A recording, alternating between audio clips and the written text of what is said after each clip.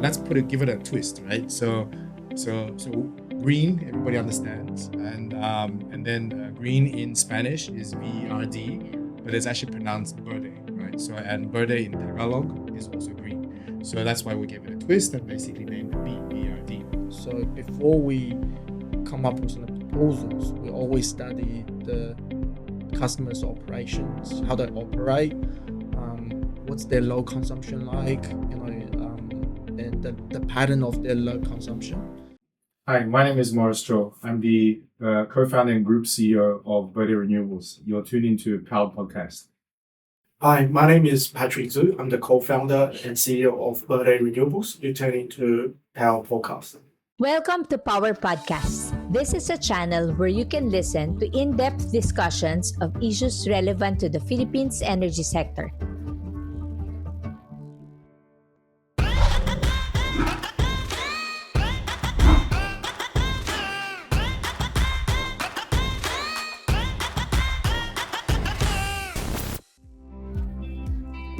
Power Podcast is a production of Power Philippines, the only online publication in the country dedicated to covering energy development across the archipelago. We cover all news and issues that spark meaningful conversations among members of our growing online community. We share the belief that sustaining the growth of the energy sector is vital to the growth of the country itself. The sun is literally everywhere in the Philippines, and yet for most businesses, the cost of electricity remains one of the heaviest burdens they carry.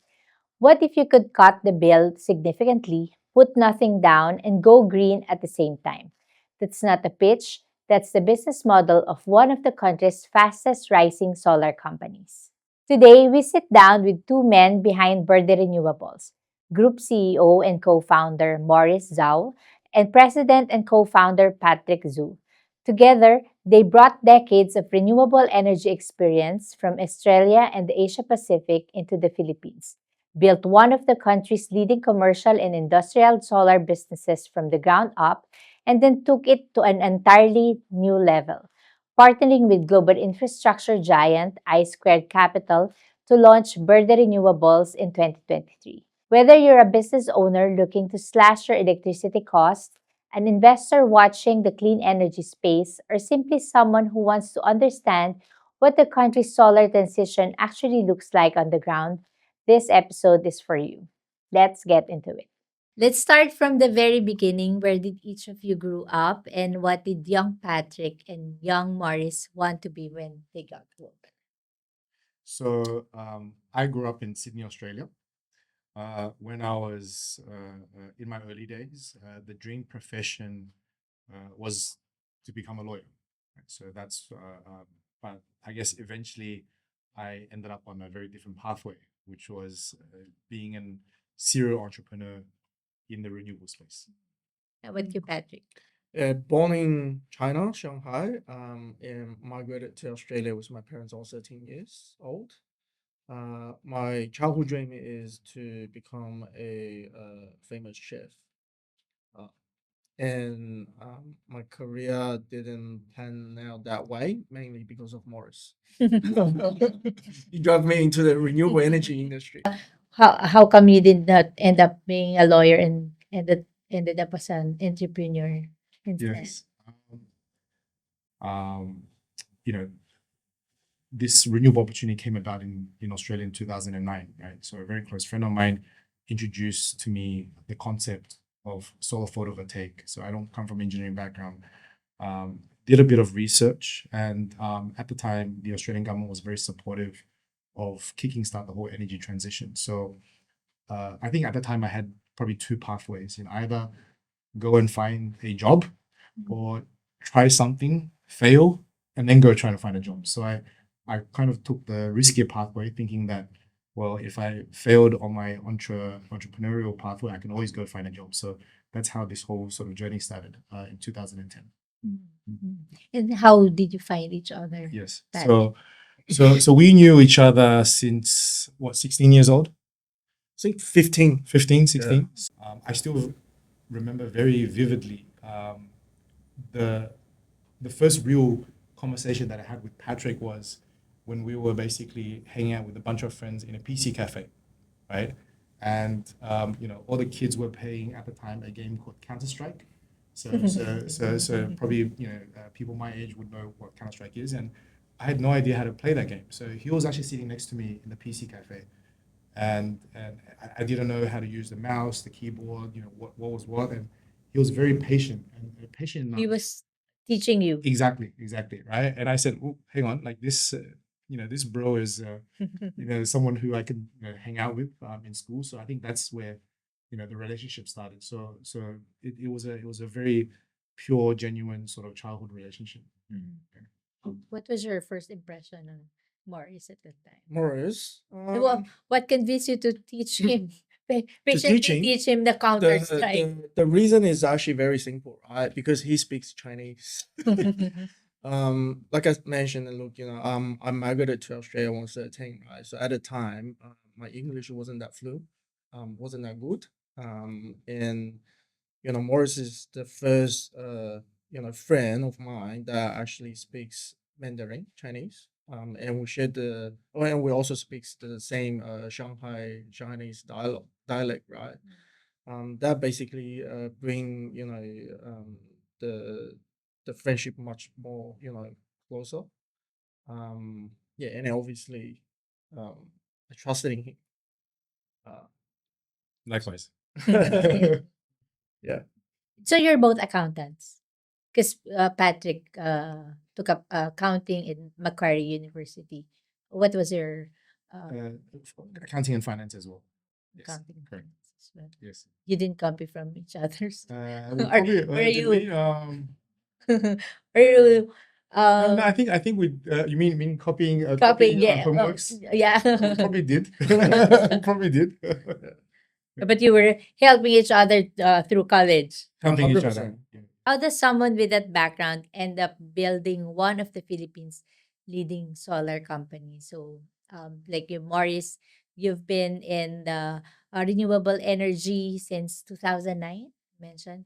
Well, before it was considered cool, what did you see back then that most people weren't seeing Hmm. these days?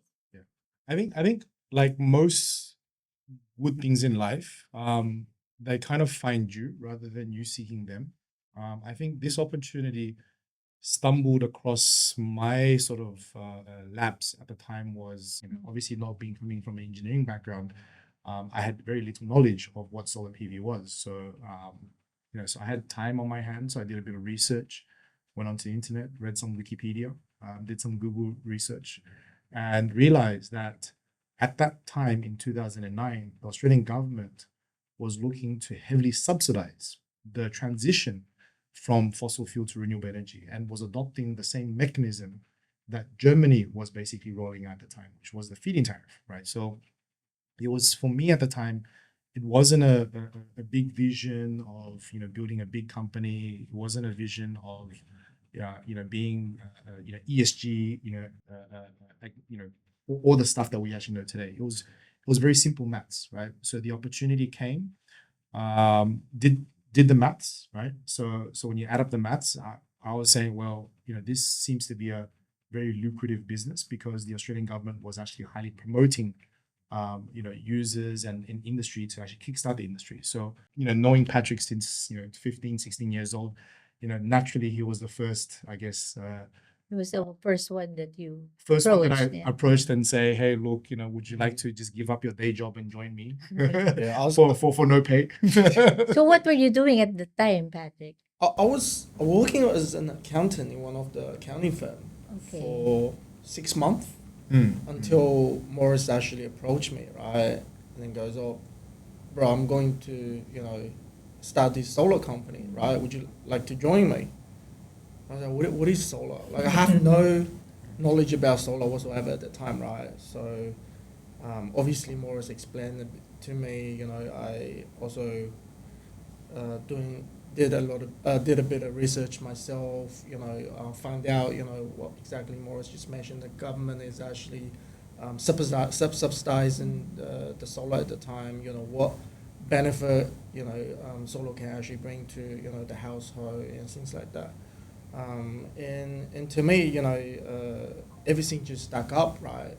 So the household can actually have savings on the electricity bill. We can make some profit, by providing the service, so, of course, at the same time, we're helping us as well, right? Yeah, so it's like a no-brainer for me to actually quit the job and join them. Although there's a no pay at the time. No pay at the time. I was How saying long did you not get paid? 6 months, 9 months. Something like that. So that's probably even 10 months. I can't remember now. So you were immediately on board after you researched, Yeah. just because you trust Morris, or also because you like the idea? Now, of course, I trust in him, right? That's the basis. But also at the same time, I buy into the idea. Morris, at the time, what were you doing? He was an accountant in a Yeah. So when I graduated from uni, I didn't actually apply for a day job. So the family at the time, there was a family business, right? So dad was basically in industrial products. And when I sort of finished my tertiary education, I wasn't really in the mindset of actually looking for a job where, friends of mine said, Patrick working for an accounting firm or someone else working for an advisory firm, one of the big fours. So at the time, dad was saying, look, rather than, not finding a job and wasting, why don't you come and help out in the family business, right? So I was actually sort of involved in the family business probably for a year and a half to 2 years. So it was fun, but obviously it wasn't a career as per se. So helped out with the family for close to 2 years, and then came across this renewable. The Philippines has some of the highest electricity rates in Asia, although that's debatable for some. Some are denying that. But for a business owner listening right now, how much of their operating cost is going to power, and why is that number so high for you? If that number is so high, why is it? Yeah, I think it's undeniable that Philippines is the second highest country in terms of electricity cost, right after Singapore, right? So the facts are there. And I think one of the reasons why, I think you asked me the reason why it's so high is because this country almost rely on more than 95%, energy is all imported, right? So whether that's, coal, right, imported from Indonesia, whether that's oil and gas, from, West Asia or Middle East, LNG gas as well from Australia, now we're probably seeing, potentially American gas coming into the Philippines market. So if you look at basically the energy build up for the Philippines, I believe more than 95% is actually imported. So it is highly fragile to the international energy supply chain, right? I think it depends on what kind of industry you're talking about, right? If you're talking about, let's say, manufacturing industry, I believe the electricity plays almost 50 to 60% of their overall OPEX. For SME, maybe around about 25%, 20 to 25%. Yeah, so still, but then it plays a huge, part of the OPEX cost. Yeah. So the government has set ambitious renewable energy targets. It's 35% by 2030. Where does the Philippines actually stand today, and what's the gap? Is it achievable? I think that is definitely achievable. I think in summary, so we've been in the Philippines since 2016, right? So it's almost been a decade, right? Even though Berde's only been around for close to 3 years. But personally, for me and Patrick, we've been in the Philippines since 2016. Actually, Patrick's been living here since 2016. I've been sort of coming here often, right? If we've seen what the country has achieved over the past decade, I would say it's fairly impressive.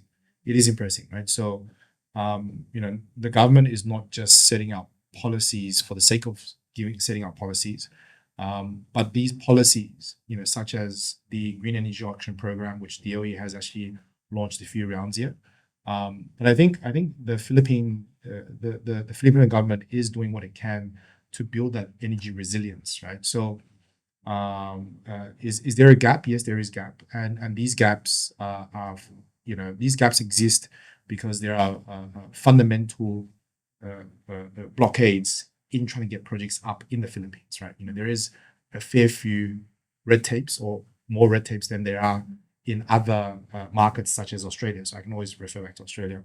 So I think if the government truly wants to basically embrace renewable energy, then obviously they should be looking at how to streamline permitting, planning, how to have basically a centrally coordinated agency with all the departments. We're not saying that the industry or the system is very, very flawed, but it's not perfect. For Patrick, what do you think is the hardest part about doing renewable energy in the Philippines?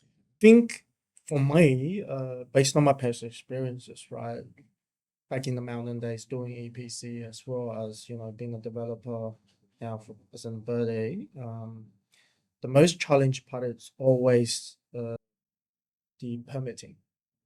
It's the permitting, the There's a lot of regulations. permits.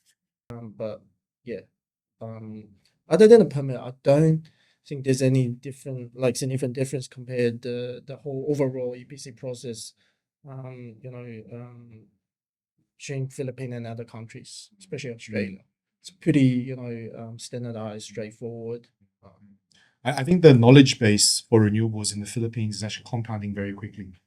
When we first came to the market in 2016, solar EPC was still fairly foreign to a lot of the local contractors. How to do certain stuff, what kind of standard to adopt.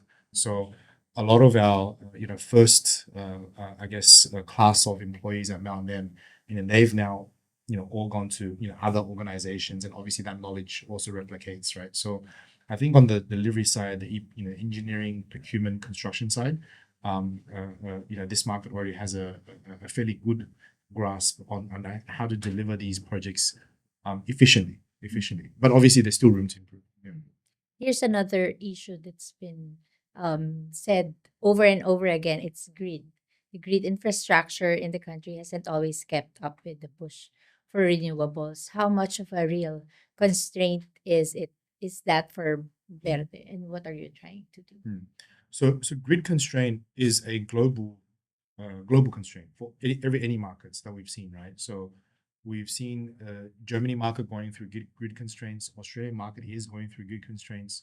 We've seen California, Texas ERCOT, even China, right? And that's because RE is being pushed. Correct. So there's actually a lot more power generation, intermittent power generation, right? So in the past, we've always been building coal-fired generation, gas-fired generation. These are, I guess, what most people would call base load, right? So whereas renewables, it's basically intermittent, and it's actually coming up very, very fast, because the way the speed at how you're deploying these intermittent generation is just much faster than how you would deploy, let's say, a 500 megawatt or 1 gigawatt coal-fired power station. So the grid has and always will be the lagging factor, right? So that is inevitable, because putting up the generation is going to be faster than grid.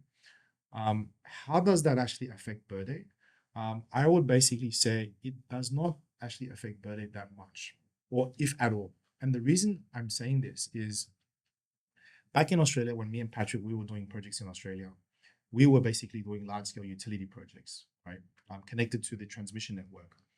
And very soon after, delivering these projects or commissioning our project in back 2018, 2019, we already saw grid issues, right? So in Australia, every developer was trying to chase big projects, 100 megawatts, 300 megawatts, 500 megawatts. So the transmission line had issues, right? So when Berde was actually set up in the Philippines, so in 2022, our vision was to basically, rather than doing large-scale utility projects in the Philippines, was to basically do distributed generation, right?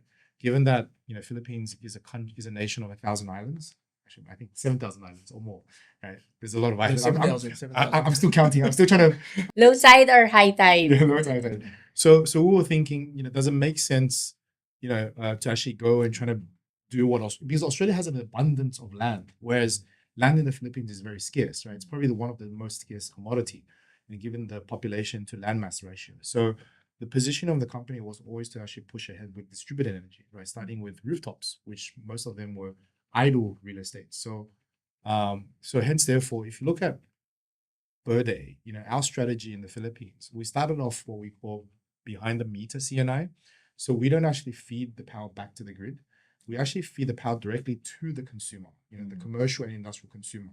So that is always our first choice, directly addressing the issue, right? Helping organizations, helping manufacturers, helping all our clients to actually partner up with them to help their cost, and also increase their bottom line in terms of profitability. So in that sort of business line, we're not impacted by grid at all, right? So that was the strategy, and that was the learning that we got from Australia.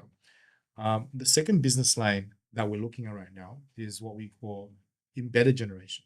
So solar systems or solar energy storage systems hosted on idle rooftops or ground mounts, connected directly to the distribution utility, right? So you're looking at mini utility power stations. So these could be 2 megawatts, 5 megawatts, no more than 10 megawatts connecting to a single line, right? Whether that be 13.2 or 13.8, meaning that this power that's actually being generated is actually consumed locally.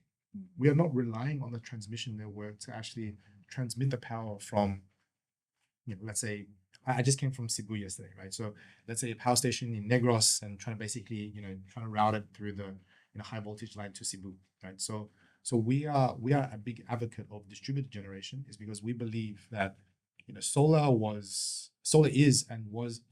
and is meant for basically distributed, right? Because if you think about the incumbent generation, right, when you're building a coal-fired generation, you cannot build a 5 megawatt coal-fired generation, right? You have to build a 500 megawatt coal-fired generation, right? So with the distributed generation, it's to some degree democratizing power, right, to actually the users. So that's what we're sort of promoting. So this grid issue that's actually happening on a national level is not impacting Berde.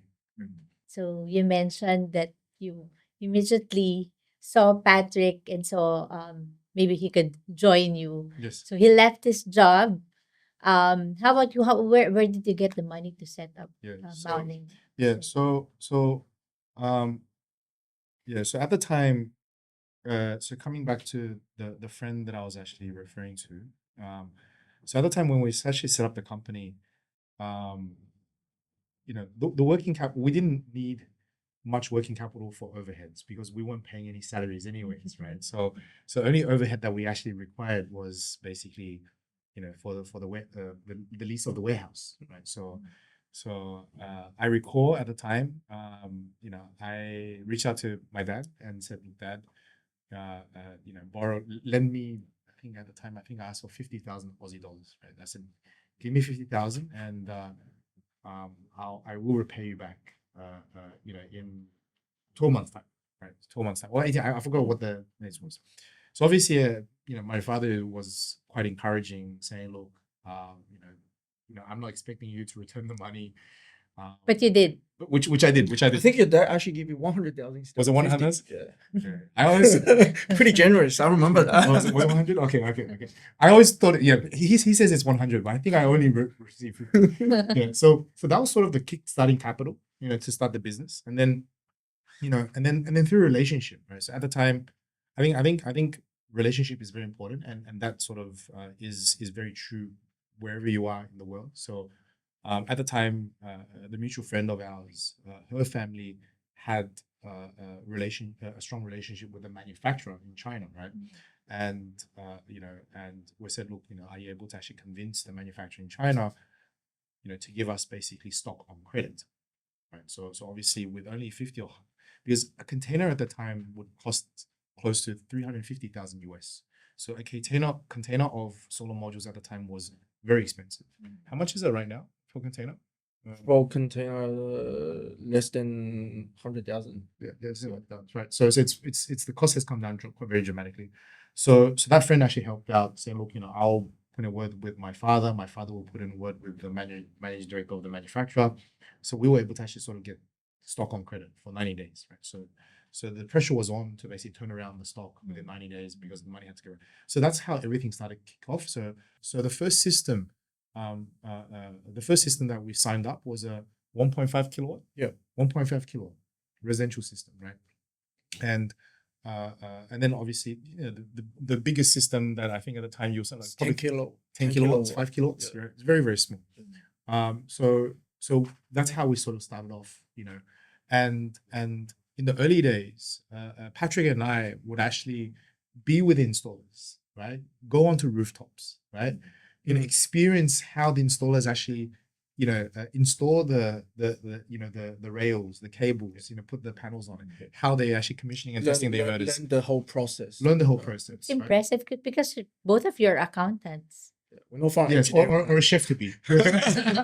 So we had to learn on the job. We had to learn on the job because that was something that you could not learn in the classroom, right? It was something was so new that either you learn on the job or there's nowhere else for you to learn, right? So we were basically understanding, the difference between a watt, a AC, or a DC from the electricians. Right? So that's how we actually got to actually, know the technology, understand the product, really understand, what the underlying business is, beyond the government subsidy. So we did that probably for 4 years, I would say. Remember, for 2010, 2014. So we did basically residential, we did commercial, very different from, the commercial that we're doing in the Philippines. At the time, if you had a system of 30 kilowatts, 100 kilowatts, that would actually be a very big commercial system. Correct. Right now, we're seeing commercial systems in the Philippines to be megawatts, right? 10 megawatts for a rooftop. That's I think during our days, the largest system we have actually built is 100 kilowatt. 100 kilowatts, right? Yeah. Right. Yeah. So that's how we sort of evolved, right? Getting the foundation right, understanding the basis of the business, and then in 2014, I guess I started dreaming again, right? Like, just coming up with wild ideas, right? So I said, look, why don't we build a solar farm, right? Rather than basically, because I was actually traveling to China very often, and I saw a solar farm being built live. That was a 20 megawatt solar farm at the time. It just blew my mind away, right? Fields and fields of solar panels, right? So I came back and I told the team, Patrick, we had another, business partner at the time, and we said, look, let's build a solar farm. But by this time, how big was the company already? The company was still fairly nimble. I would say at the time we're probably still around at 15. How many? You probably have a more clear memory. I think at the time we already started doing wholesale business. Yes. Oh, yes. Correct. Right. So we are trying to slowly, move away from residential installation. Due to a few reasons. Number one, obviously, government cuts all the subsidies, and then the market becomes more and more competitive. Right. So we decided to take a step up, by doing wholesale, right, distribution on all the solar related equipment, such as modules, inverters, racking, stuff like that. Yeah. I think we were doing quite well at the time. Yeah. We're probably one of the top three in Australia. Wow. Yeah, top 3 in Australia. So It's impressive. yes, that memories are coming back now. Yeah, because I think because by in the second year of operation, we already built a very strong supply chain, offshore supply chain, right? And so we said, look, why don't we leverage off this supply chain relationship, rather than interfacing with mom and dads and installers and competing with other installers? Why don't we basically level up and be partners of installers, right? Bring in the technology, solve the warehousing, solve the logistics. So we actually went into import and distribution. So we did actually, that was a very good pivot from residential installation and retail to basically wholesale import and distribution. So that all happened in the first 4 years of operations. Yes.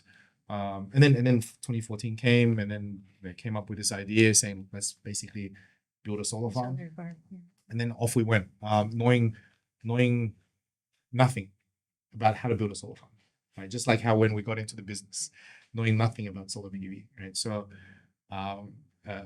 we were young, we were brave, probably even naive to some extent, actually to a very extent.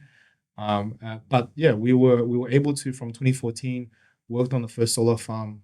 That was a 13 megawatt ground mount, 15 megawatt DC, 15 megawatt peak, connected to a distribution utility. So 2014 off we went, and then in 2016 we commissioned our first solar farm. Right. So that was the first project. It felt like on top of the world, right? Because I don't come from an engineering background. Because you're seeing something created from nothing, right? A raw piece of land, and after 2.5 years of endless effort, you actually see a solar farm being built. So that's that's how we sort of stepped into the whole solar farm development sort of business, right? So in Australia, and then off we went. We developed more solar farms, bigger solar farms. The biggest solar farm that we developed in Australia was a 255 megawatt peak solar farm in 2018. That was a $350 million build. And then come 2020, the Australian market was more or less came to a plateau, right, for renewables. Started facing the same real issues that we're actually seeing now emerging in the Philippines. Right? So that's sort of the Australian journey.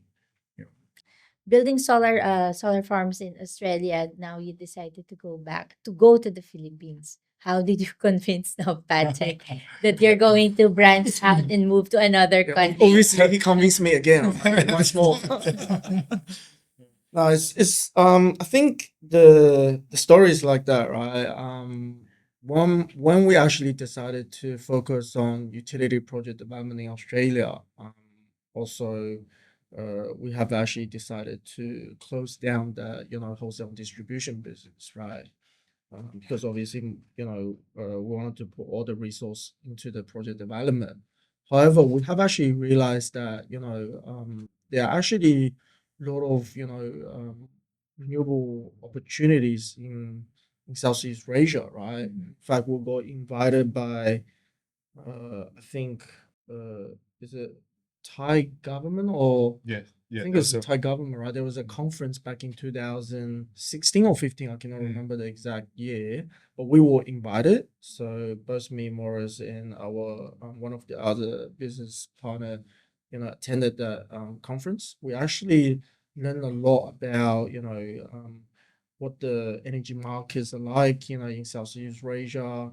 What are the opportunities, whether if it's, CNI, rooftop, behind the meter, or, grandma utility, right? And we actually caught up with few people, I think developers, right, from Philippines. They also attended that conference. Yes. So, and then they basically are pitching us about, brilliant, ideas of having, develop projects in Philippines, because at that time, Philippine government also had this, FIT place, right? And she basically invited us to come to Philippines, right? And then, just see things out in our own eyes. So after that conference, we decided to, rather than go back to Australia, right, fly straight to the Philippines and try to explore the market, right? So we actually learned a lot from that trip. And it wasn't a instant sort of decisions, right? We actually went back, we talked a lot, in terms of we wanted to somehow step into the South Asian market, but we were very careful to choose, which country at the time, right?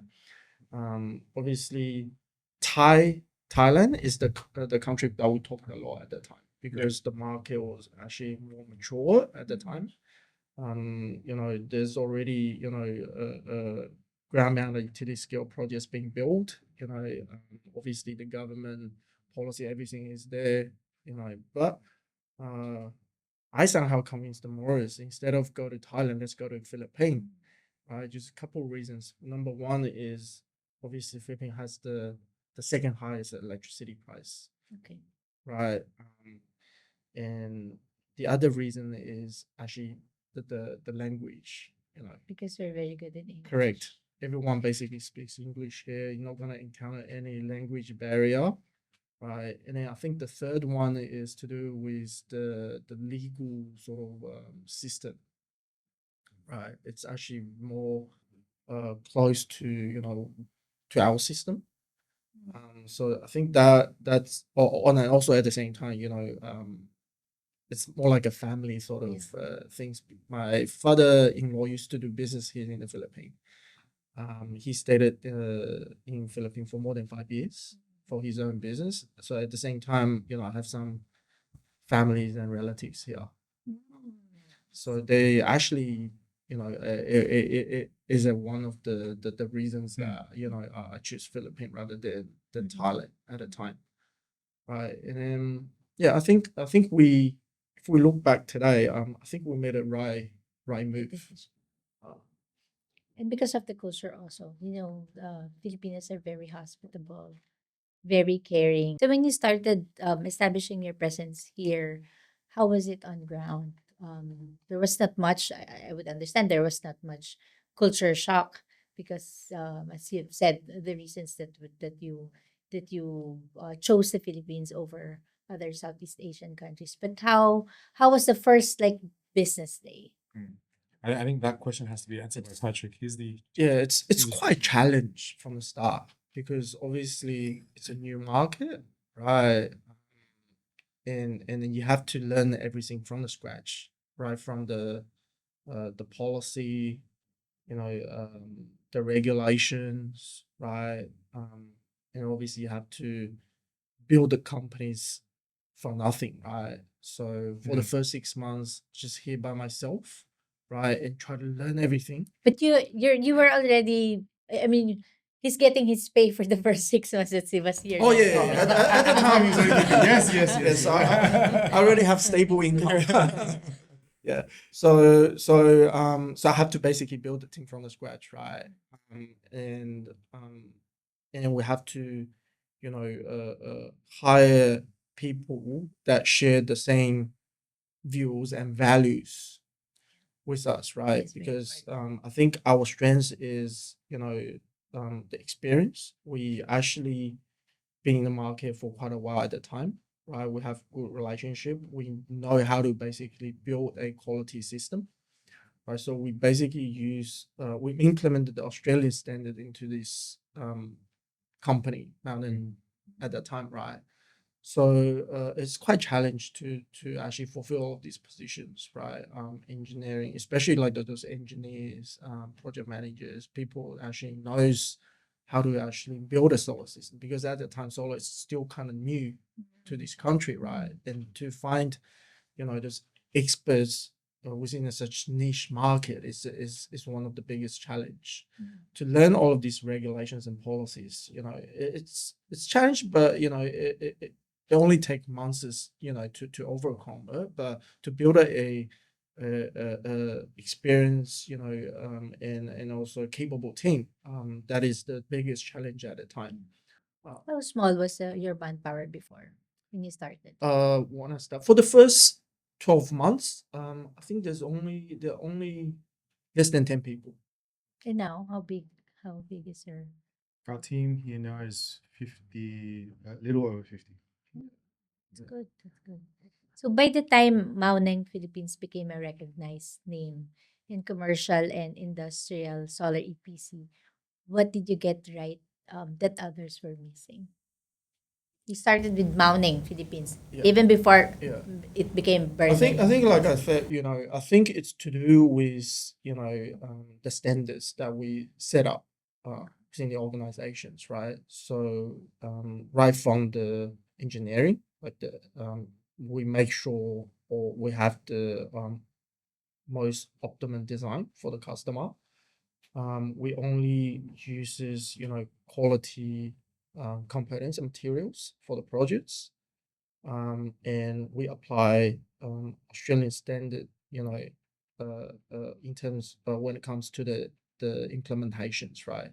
Especially on the HSE, health and safety. And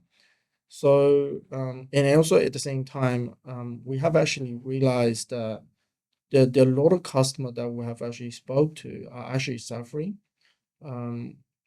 Mainly because after the system is being installed, no one is actually taking care of the warranty of the system. So usually after 2 years, 3 years, the system fails because the customers are not expert. They don't know what to do. They don't know what's the issue, what needs to be fixed, what needs to be replaced, right? So we actually spend a lot of effort on the after service. So I think that's something we did it right. And of course our system actually performs well. Right. I'm curious. So you mentioned that what worked in Australia you brought here. But is there a formula that you did in Australia that couldn't work what you're doing here in the Philippines, and how you were able to adjust? I think that's a very good question, right? I think it's to do with the how to actually manage the team, especially when it comes to the actual implementations, right? How to actually train all of these local hired labors, right? To have them, meet our standard when it comes to health and safety, the quality of the work. That's one of the biggest challenges we have actually encountered. But because our project managers, our implementation team are very experienced and highly skilled. So and we have come up with a program in terms of how to actually train those local labors, right? I think that's one things we did quite successfully. Right? Now we move to Berde Renewables. The decision to create a brand new company, Berde Renewables, rather than simply calling it or scaling it Mauneng Philippines. Why start fresh, and why the name Berde? So this would probably started in early 2022, right? So in early 2022, one of the directors at I Squared Capital, approached both me and Patrick in early 2022, and I Squared Capital, being a global energy infra fund, they wanted partners and access to the Philippines market, right? So we had a fairly long conversation. I think that conversation carried on for more than 6 months. And then we collectively decided, so me and Patrick and also the I Squared Capital team, we collectively decided, rather than carrying on Mountain Philippines brand, we wanted to, because Mountain Philippines was a brand that originated in Australia, right? So Mountain was the brand.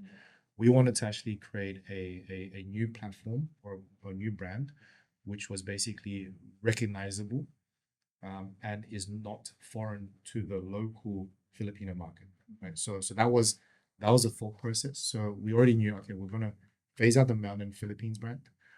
It was this decision that we discussed.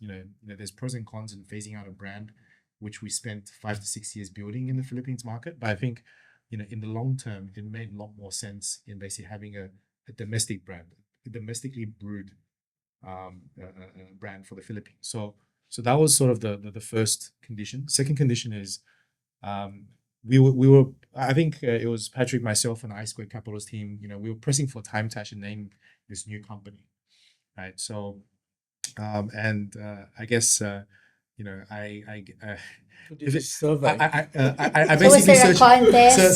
So there wasn't a context. So I was thinking, okay, look, because I've been coming to the Philippines, what do I like about basically the Philippines? Something that could resonate. And actually, the first name wasn't actually Berde Renewables. The first name that I came up with, which got shot down by the board, was called Hello Hello Renewables. Oh, really? Because Hello Hello is actually one of my favorite desserts, right? So I was like, hey, this sounds fun. But I If think I that, were your board, I will yes, really shut the it board, down. the board basically said, Boris, can you go back and have another theme, right? So that was actually the first. Okay. I reject this. Yeah, straight he away. was Australian. Okay, fair enough. Okay. Jokes aside, we're saying, look, let's give it a twist, right? So green, everybody understands, and then green in Spanish is VERD, but it's actually pronounced Berde, right? So, and Berde in Tagalog is also green. So that's why we gave it a twist and basically named it VERD, which which was not foreign to many people in the Philippines, right? So there was a 1 year transition from Mountain Philippines to Berde, right? So Mountain Philippines was a company that was actually built for EPC, right? Engineering, procurement, construction. Whereas Berde is a company positioned as a developer, owner, and operator of distributed generation assets, right? So the mentality, the skill set, the talents that we need there was a gap. Right? So what we did was we novated all of the Mountains employee over to Berde, right? So we kept the engineering talents, we kept the delivery talents, right? And upon that, we actually recruited more talents into the team, right? So which actually suited the develop, own, and operating, business model. At first, we started off with just basic behind the meter CNI because we were already doing the deal origination team was already approaching commercial and industrial clients for solar rooftop. But in the previous business model, that was actually under EPC, where the business owner had to basically finance the system themselves. So under Berde's model, we're saying to business owners or the ones who previously were a bit skeptic or didn't necessarily have the finance in place or whatever, financially reasons, we're saying, well, let us basically develop and operate the asset, and you only pay for the kilowatt hours consumed, right? So there was a transition period, and that transition period took 1 year, I think 1 year or 1 full year of moving from mainland Philippines to over to Berde model. So 2023, 2024, we had the what we call the BTM CNI, so it's a behind the meter CNI business line. It wasn't until second half of last year, right, in which was 25, then we opened up another business line, which is the embedded generation business line. So developing, owning, and operating mini utility plants, 5 megawatts, 10 megawatts, across the Philippines in various provinces, servicing local communities through the local electric cooperatives. So the electric cooperative business line is a new business line that we actually opened up second half of last year. When I Squared Capital came in, you were already doing very well. Mountain Philippines was already doing well. Yes. Was it an easy decision to let them in? Because, I could understand money coming in will allow you to expand, but it will also entail, I don't know, some the Many conditions and strings attached. Yeah. Yes. I think at the time it was not an easy decision. I have to say, definitely not an easy decision because if I look back at my sort of own professional career pathway, I've always been a owner of my own destiny. Like I didn't have a board. There was no sort of shareholder on top. You do well, it's all yours. You don't do well, you lose your own money, right? So you're only accountable to yourself. So knowing that iSquare being a institutional investor, global investor, yes, they've got a very deep pocket of capital to deploy, but also there's conditions attached, to the money, right? So one of it was basically you have to give up control, right? Because down in the Philippines, it was basically owned by me and Patrick, right? So when iSquare came along, they are the ones who's now putting up the money, and naturally, whoever puts up the money has basically the last say, right? So,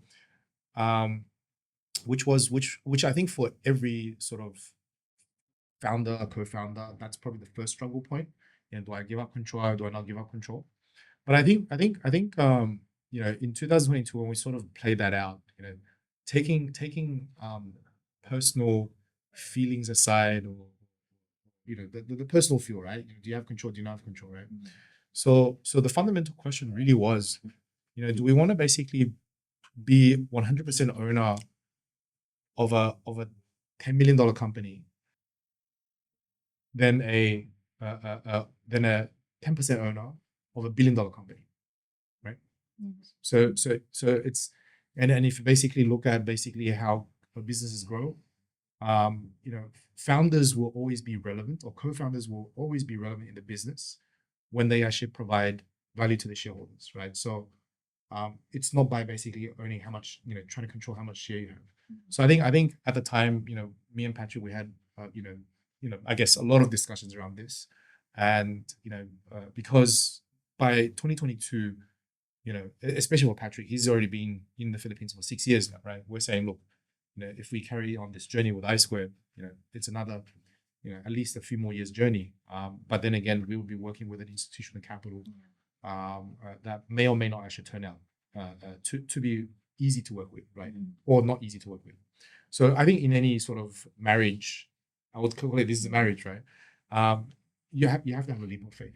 It's a leap of faith. So the iSquare team was professional enough to really sort of walk through us, not just the here's a term sheet, take or leave it, but really basically address our concern, right? So they gave us access to or the other previous company's CEO, right? So I Squared's basically been investing into many companies around the world.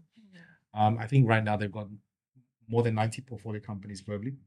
And they say, look, Morris, why don't you speak to one of our co-founders, which was a similar business in India, right? We backed that business grew to a size and basically exited, right? So we had conversations with previous companies, co-founders, CEOs that work with the iSquared Capital team, and the feedback was positive, right? So we decided, okay, look, let's give it a leap of faith. So what we really want was to build Grow the business, to grow the yeah. business, right? Rather than basically being, I guess, hooked onto self insecurity, Yeah. right?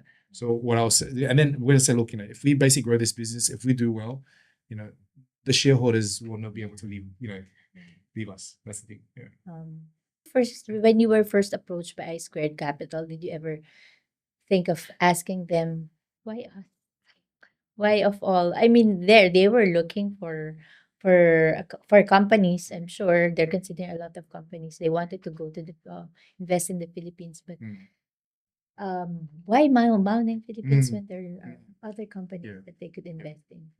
So prior to so I Squared, prior to approaching us, they were already in the market, looking for business operators to basically join force to back. Why us? I guess I Squared Capital team did their due diligence on how we operated in Australia, right? The projects that we were able to deliver.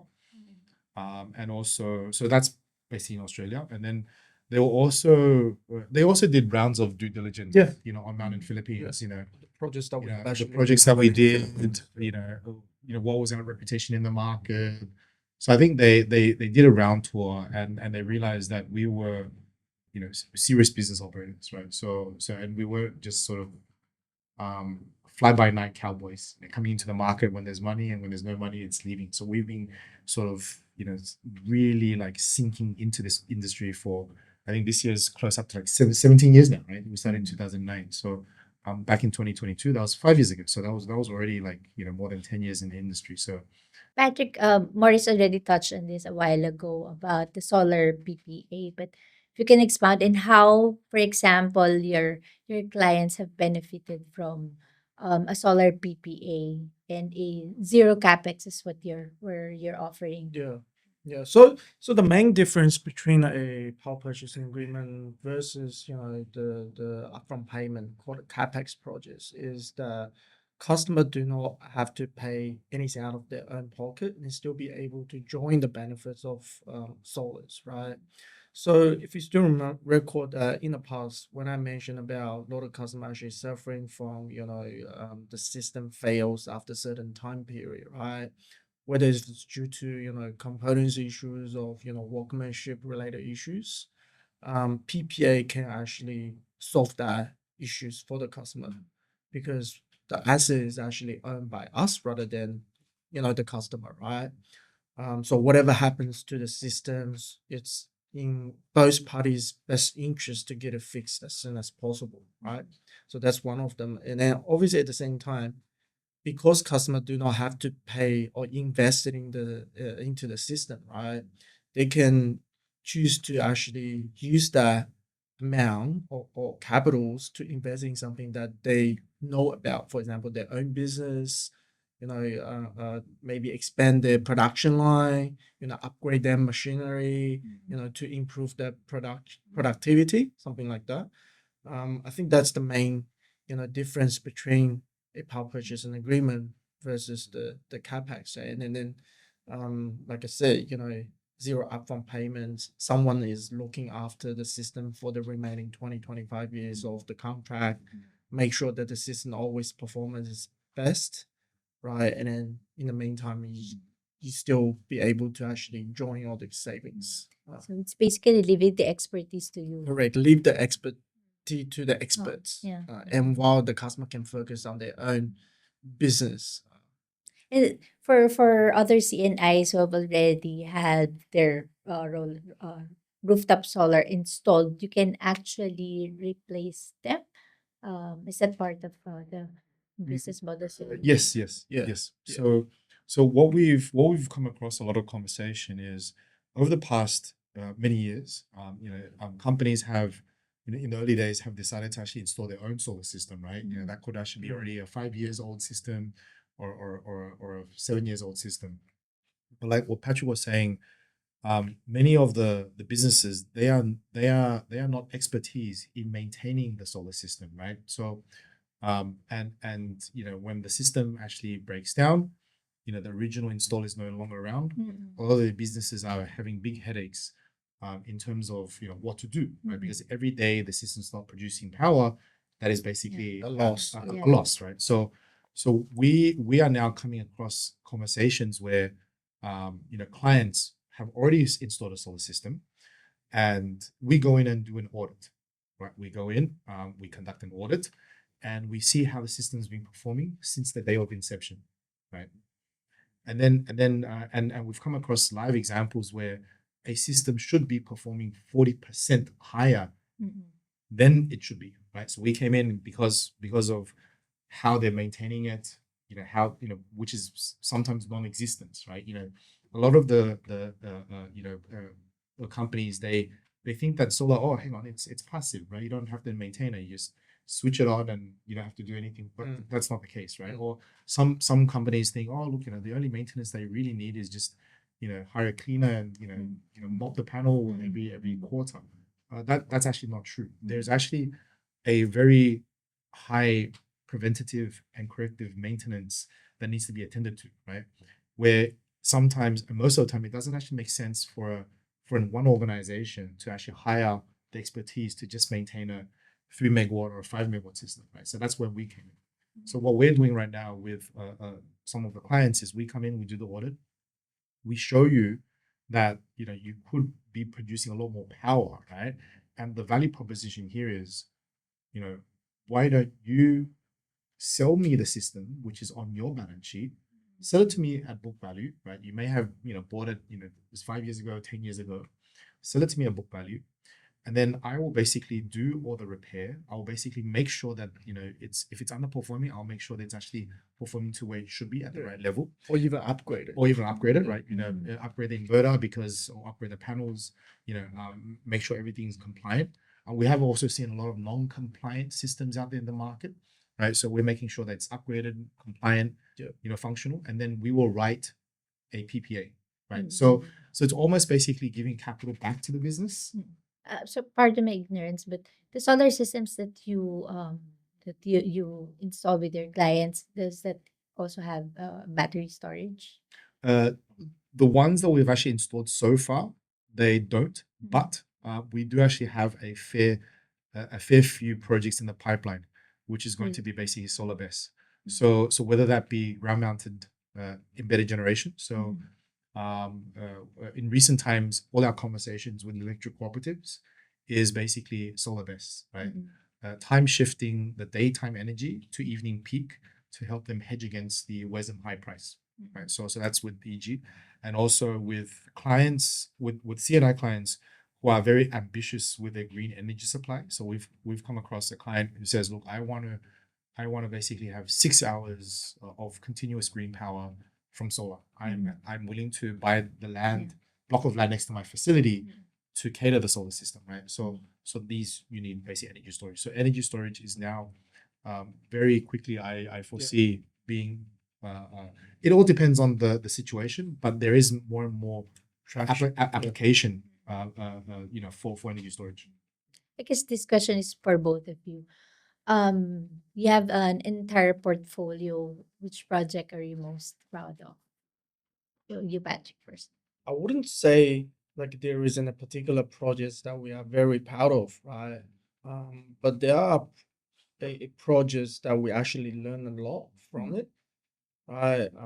When it comes to the whole installation process, issues that we have encountered during the implementation, as well as maintaining the performance when it comes to the operation and maintenance phase of the projects, right?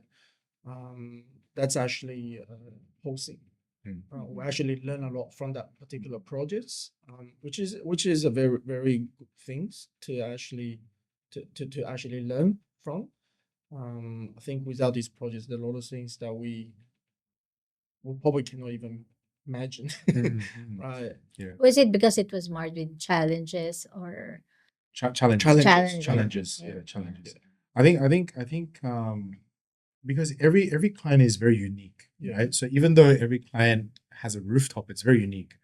You know, Holcim being a cement manufacturer, um, dust, cement, soiling is a Yeah. concern. We've got other clients like Biggie, Yeah. right? Yeah. Food manufacturing. You know, we've got basically like so shopping mall. So every client has its actually own nuance that we have to deal with. So I just came back from Cebu last night, actually this morning at 2 a.m. Right. So and I went there without sort of disclosing any names. You know, there was a fairly big cement manufacturer over there. You will tell me later, don't worry. I can tell you. Yes, and they were the principal of the cement manufacturer was actually very surprised. They say, we're in the business of cement.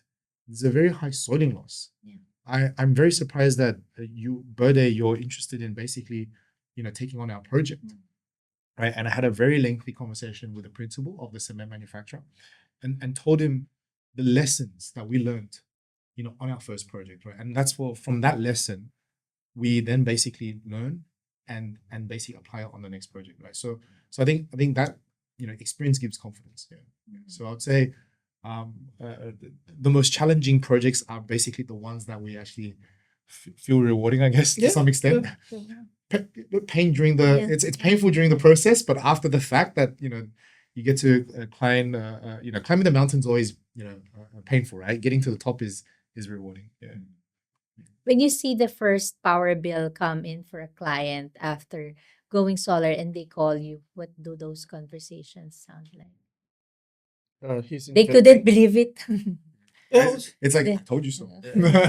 that's pretty much it. I told you. Right? I think it's proud, like very proud, because we know from day one, even before we start the implementation of the system, we know how much customer can actually save on the bill, right? We run all of these, PVCs modeling, analysis. So from us, we know how much they can save. But on paper versus reality is a different thing, right? So we have to make sure that the quality of the installation is there, the design is there, everything needs to actually be in a perfect place to actually deliver a perfect system. So once the system is implemented, after the first month when customer received the bill, right? He was like, Patrick, now I even trust you more. Like I know you're not bullshitting me, right? Like you're talking about fact, right? So just after that first project, we got rewarded with another 2 projects from them. For most people, to see is to believe, right? Yeah, Exactly. So the Philippines gets hit by typhoons, earthquakes, and flooding every year. How do you build solar infrastructure that can survive all of that and still make the numbers work? Precision engineering, quality engineering. I have to say, like that's kudos to our engineering team, right? So it doesn't matter which region our systems basically installed. We also always design it to the highest wind speed, wind load, right? So it's basically engineering. Because for us, safety is always the first thing comes to our mind. Whether if it's safety during the construction or safety of the assets after the construction during the operational phase, safety is always the first thing that we consider. Especially the model that you have. Yeah, it's a long term investment, right? Like we obviously needs to make sure that the system will stays there for the remaining contract period, but at the same time, the customer will not be affected, due to any of unforeseen issues happen to the system, right? So yeah. Your other clients, the KCC malls and biotech farms still in Mindanao, cover shopping malls and agricultural facilities. Very different operations from the Holcim, as you mentioned. How do you tailor your approach for clients from completely different different industries? I think for us, it doesn't really matter which industry the customer is from, right? Whether if it's more operator, whether if it's manufacturing or cement companies, right? Um, it all goes back to how our standard approach comes to the engineering, the due diligence, right? So before we come up with the proposals, we always study the customers' operations, how they operate, what's their low consumption like, and the pattern of their low consumption. So for more operators, it's quite stable, right? From early morning till the afternoon, run about 5 6. That's it's just that the load is very stable versus manufacturing might be a little bit different, right? So we make sure that our design is op that is optimal, right? And the customer won't experience any curtailments, because curtailment is the least thing that you wanted to see, right? It's not just a waste to the customer, but it also affect us as well, right? So regardless which industry the customer is in, we basically have our own system in place, procedures in place to come up with the best solutions for the customer, tailor-made solutions. It's all these clients, manufacturing, retail, agribusiness, cement. Is there a common turning point you notice when a business owner goes from skeptical to fully convinced? Mm, I think it's a learning process. I think it's a learning process for the business owners. And if you think about it, power procurement is not like when you have a conversation, say for example, with electric cooperative, right? They deal with power day in, day out. You have a conversation, maybe an off-take conversation with an RES, right? They deal with power day in, day out. Versus, say for example, a CNI client, right?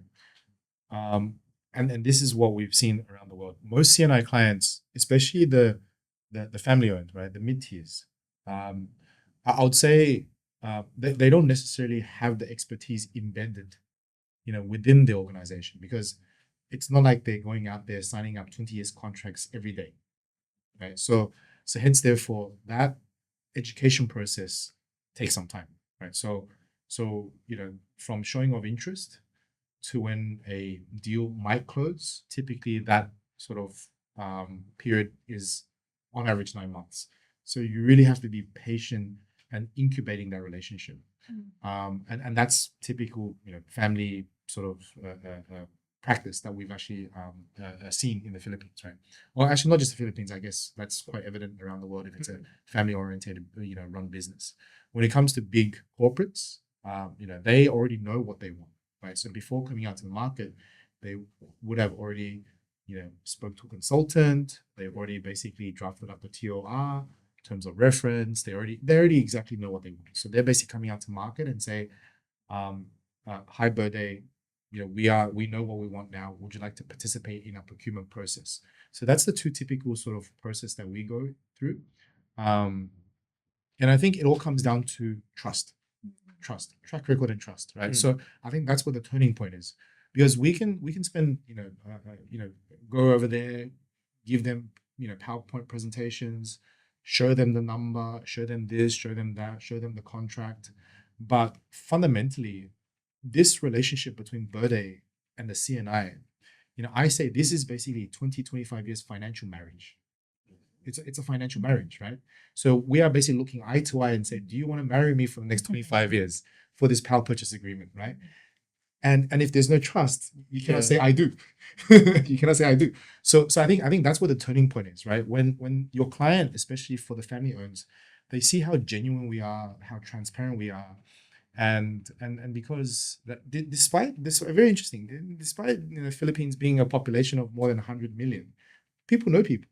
Yeah. Right? People know people, right? So someone, clients in Mindanao, basically trust us because, we've done projects in Luzon, and because they're extended family relatives, right? So they do reference checks, right? So we're going to go we're going to discuss where Berde Renewables is headed 2026 and beyond. What are your targets and how do you plan to achieve your targets?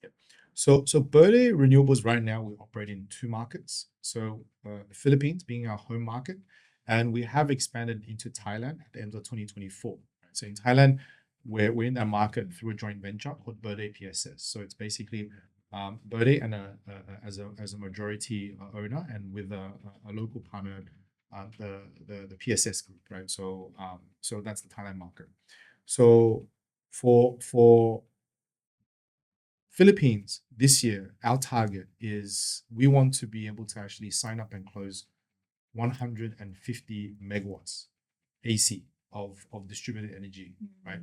So across behind the meter CNI, embedded generation through electric cooperatives, and also through merger and acquisition. So we are also, like I mentioned previously, buying someone else's asset, refurbishing it, upgrading it, and owning on our balance sheet. So that target is actually spread through these three strategies across the Philippines. So that's Philippines for 2026. Thailand market is more or less taken care of by our local joint venture partner. So in the CNI side, they've committed 50 megawatts, right? So behind the meter, that's Thailand. Will we look at other Southeast Asian markets to expand into? We have always been keeping a pulse, right? And I know you're very, very passionate about this, as I am. AI. So how are you using AI to your advantage? Yes. So yes. So that's a very interesting topic. AI turned out to be a personal hobby, right? So started out to be a personal hobby, right? So That's something he's talking to me on daily basis. right, personal hobby, and I guess everybody basically started the recognition of AI through ChatGPT more or less, right? Chatting with a chat box and is able to sort of give you information. So that was more of a hobby, playing around with all the AI tools. But I think really, when this AI turned from a hobby into implementing into the business practice of Berde, started probably maybe beginning of this year, right? So it is inevitable that artificial intelligence is going to be basically present in every industry, every sector, and every business practice, right? It is inevitable, right? It's to some extent even disruptive, right? But our organization, being, I guess, entrepreneurial and also risk taker at heart, rather than resisting, this wave, why not embrace it, right? So me personally, I've been sort of playing around with a project in Berde. I'm not sure if I can talk about it, but I'll probably leave the program code name out.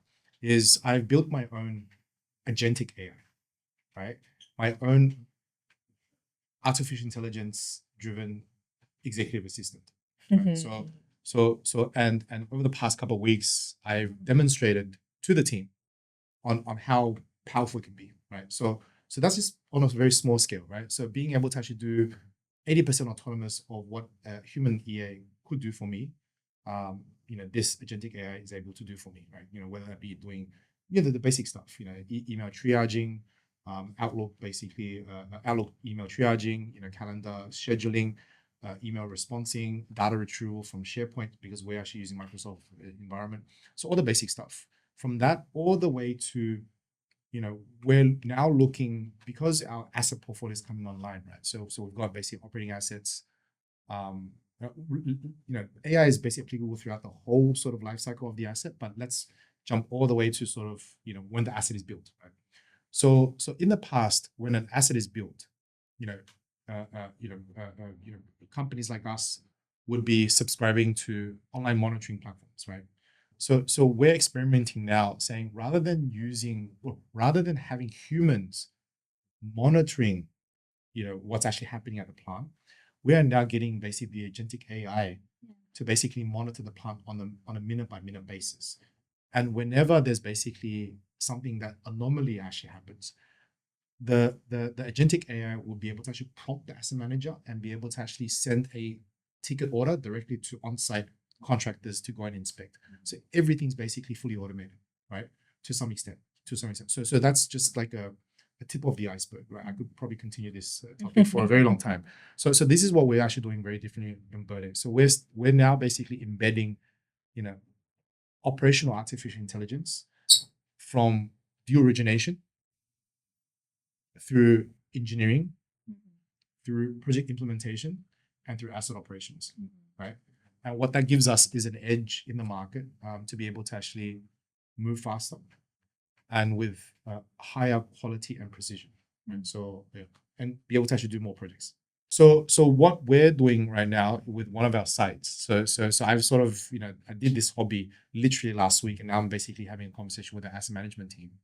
Is the agentic AI is able to basically read the solar system's daily output, take open source satellite weather data, and also correlate it with basically our on-site weather station. Right? So each of our projects, we have an on-site weather station. So what it actually does, it actually calibrates the on-site weather versus the satellite weather, right? And is able to actually give a 7 days look ahead forecast on what the energy production will be with very high accuracy. Yeah. So that's what we're actually doing right now, right? So it's basically being able to actually collect the data that exists, organize the data in a form where the artificial intelligence can actually analyze and be able to actually output it with a result that is useful for human operators. Looking ahead, do you see AI eventually changing the solar PPA model itself, for example, in how contracts, how performance is guaranteed, or how the disputes are resolved? I think it won't necessarily change the business model itself. I think the business model is this, it will stay the same, but the customer experience is going to be very different, right? For our customer. So our objective, and this is the vision that I want to should, I've been sort of, communicating this with Patrick. This is the vision I want to push for Berde is, and I've been saying, look, we are trying to basically at Berde build our own AI operating system, right? So imagine one of our business development managers, it used to take him or her, days, if not weeks, typically, to basically go on site, collect the customer's data, your electricity bill, your load profile, take it back, give it to the engineering team, do the analysis, come back, do a site visit, and then come up with a technical commercial proposal, right? That takes days, right? And if it's a very complex project, it could actually take weeks, right? Okay, so that's how our current practice is. Moving forward, our practice is having a business development manager, right? Or even our channel partner, right? We've got partners in the industry. They can basically go to a client with an iPad, right? Have all the information data collected in the iPad, and all that information gets routed to our cloud server. The AI at the background basically computes everything, technical, commercial, legal, right? And with only a coffee, an espresso time, which is probably a few minutes, the business development team would then be able to actually give the business owner on the spot a very highly accurate technical commercial proposal. Right. So that what would help us is shorten the period on giving the information to the customer for them to actually make the decision. Yeah.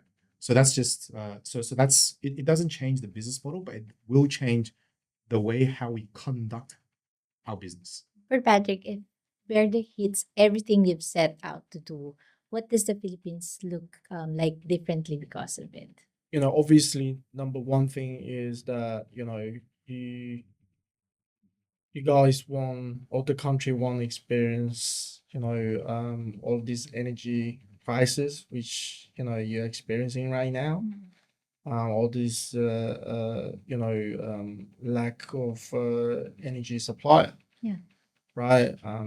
Which is not just, something new. It's been happening for the past, 20, 30 years even.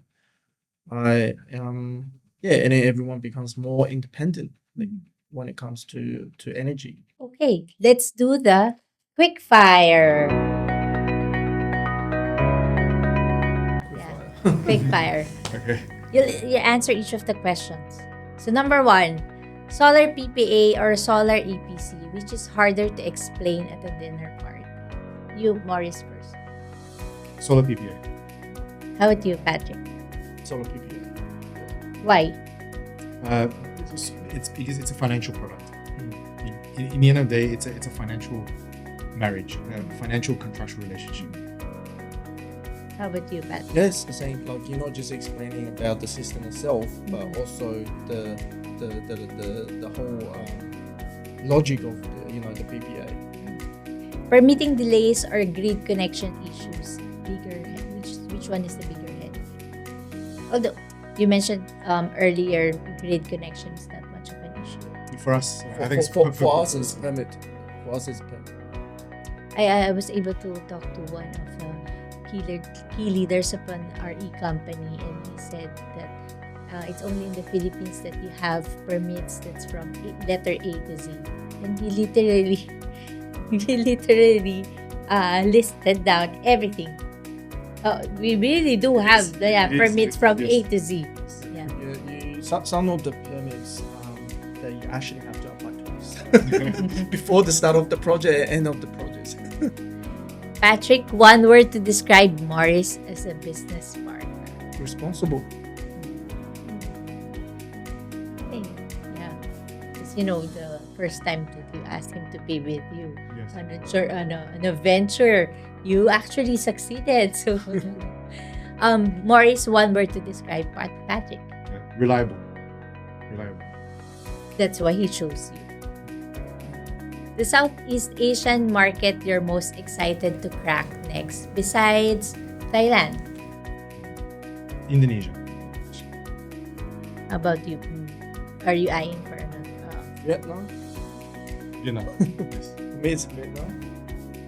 One belief about solar energy that most people still get wrong. Expensive and needs government subsidy. How about you, Patrick?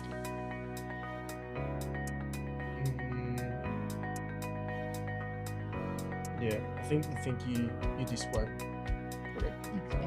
Expensive and reliable, maybe. Okay. But that's the solar panels. The technology is different now. Because now you're talking about not just the solar, it's solar and BIS, right? So the whole package makes the solar much more reliable. This one is, I think it fits you, Patrick. If Berde were a Filipino dish, what would it be and why? Oh, that's a good one. What's your favorite Filipino dish? Maybe I can only talk about my favorite Filipino dish. What's your Which favorite? is sinigang. Wow. Same. I can eat sinigang every day. Any types of sinigang. Any type. Pork, fish, Any type. beef.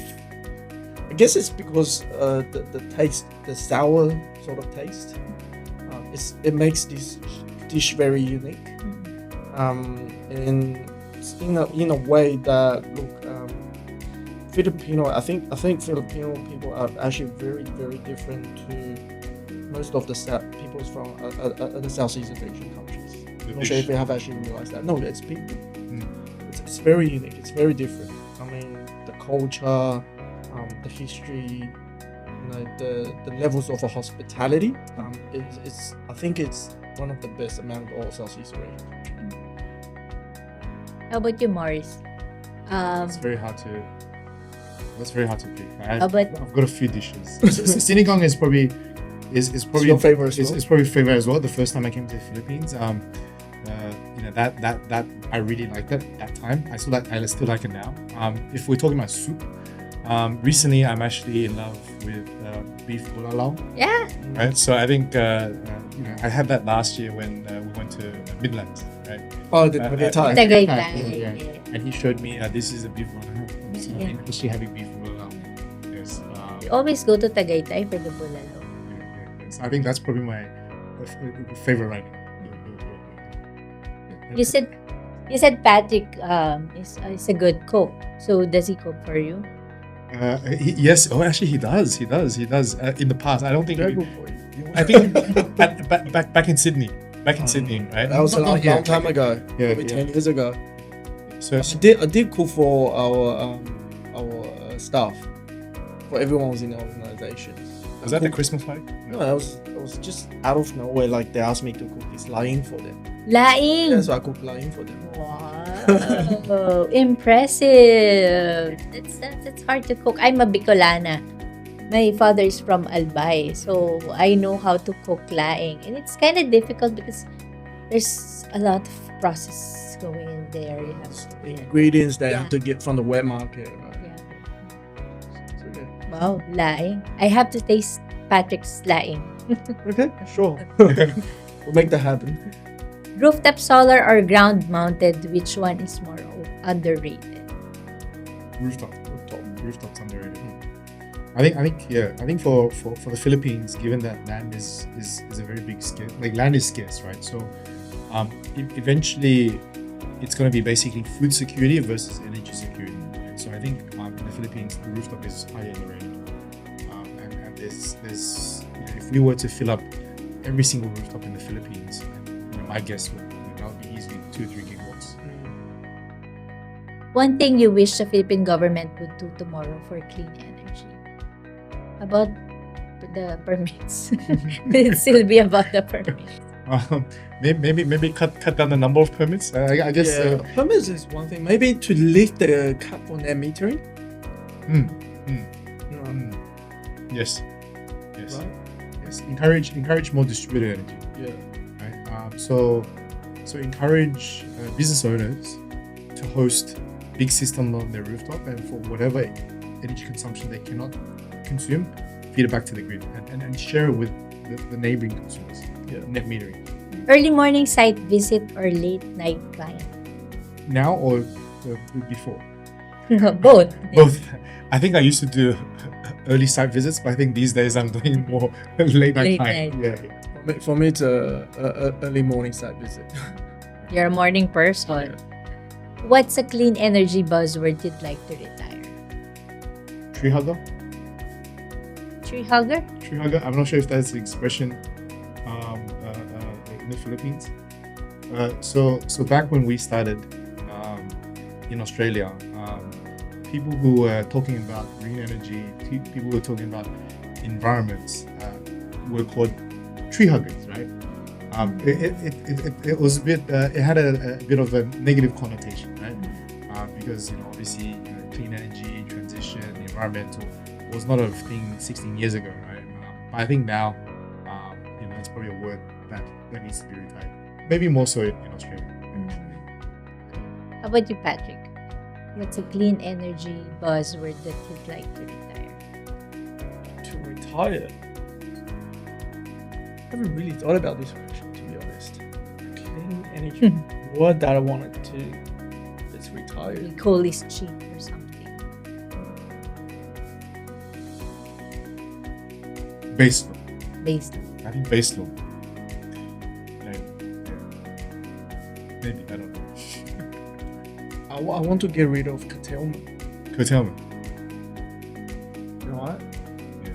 Because one day I want this policy or technology or whatever to basically get rid of curtailment. Whatever generated will all be distributed or be used. Okay. Engineers or lawyers who ask tougher questions on a deal? Lawyers. Lawyers. Definitely our lawyers in our 100%. company. 100%. What do you do to completely switch off from work? I think Patrick cooks. Do you? Is that something that you... Actually, I don't cook for myself. Yeah. For me, it's sport. I don't do sport. What's your sport? Nowadays, mainly golf. Back in Australia is basketball and soccer. How about you, Mark? Sports as well, but with an additional word, extreme sports. Okay, so Yeah. I switch off from work by surfing, scuba diving, skydiving, Skydiving. skiing. Yes. Okay. Yes. So when you actually come back to reality is much more palatable. Yeah, I That's, understand. that's the only thing I will not do together with So he cannot convince you I to cannot- skydive with him. No way he's gonna convince me to do skydiving. Yeah. No way. Not even scuba diving. Not even Scuba diving is Yeah. okay, but not skydive. skydiving. Okay, me too. Would never try that. Complete this sentence. In 10 years, Berde Renewables Will be Southeast Asia's most prominent distributed energy company. How about you, Patrick? Yes, the leading company in terms of renewable energies within the Southeast Asia market. Okay. Thank you. Thank you, Mayie. Thank you. Solar energy is no longer just an environmental statement, and Berde Renewables is proving it, project by project, rooftop by rooftop. From Holcim cement plants in Mindanao to malls in Pangasinan, from manufacturing floors in Valenzuela to agricultural facilities in South Cotabato, Morris and Patrick have shown that clean energy is now the smarter business decision. With 50 megawatts already built, 31 under construction, and a bold 500 megawatt target by 2028, Berde isn't waiting for the energy transition, they're building it. A huge thank you to Morris Zhou and Patrick Zhou for sharing the story behind Berde Renewables and for reminding us that the country's clean energy future is already being built, one commercial rooftop at a time. If this conversation inspired you, follow the Power Podcast on Spotify, YouTube, and LinkedIn for more stories that illuminate the people behind the Philippines' energy transformation. Don't forget to subscribe, share, and follow Power Philippines on Facebook and LinkedIn for more updates. For your comments and suggestions, shoot us a message on Power Philippines' Facebook Messenger account or email us at news.powerph@gmail.com. Stay updated on the country's energy sector by visiting powerphilippines.com and by liking us on Facebook. If you want to view this podcast again, check out our YouTube channel at Power Philippines News. This is Power Podcast. I'm Mayie Tanglao. See you in the next episode.